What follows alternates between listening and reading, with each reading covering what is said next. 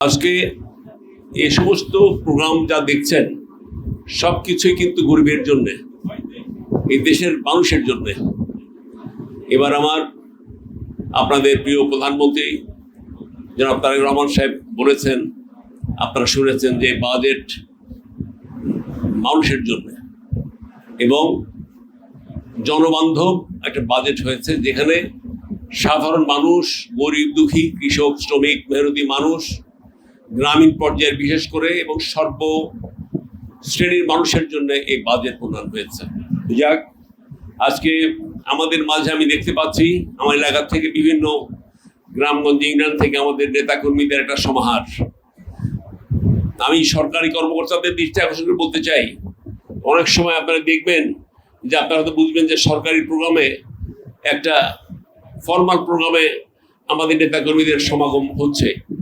আপনাদের দৃষ্টিতে হয়তোবা একটু আপনার ত্রুটি বিচ্যুতি থাকলেও এটা মেনে নিতে হবে। কেন জানেন? যে 17 বছর আমার নেতাকর্মীরা বিরোধী দলে থেকে এবং নির্যাতিত, নিষ্পেষিত হয়ে এবং তাদের মামলা হামলায় থেকে তারা সরকারি দলের স্বাদ তারা পায় নাই। আজকে তারা যখনই গোলাম মোহাম্মদ সিরাজ আসে তখন তারা মনে করে যে তারেক রহমান সাহেব আসছে। যখন আমি আসি তখন মনে করে যে দল এসছে। দলের প্রতি তাদের ভালোবাসা, তাদের স্নেহ, মায়া মমতা এবং কষ্টের, বঞ্চনার যে শিকার হয়েছে 17 বছরের, সেই বঞ্চনার কথা মনে করে তারা চোখের অশ্রু ফেলে তারা আমাদের সামনে হাজির হয়ে যায়।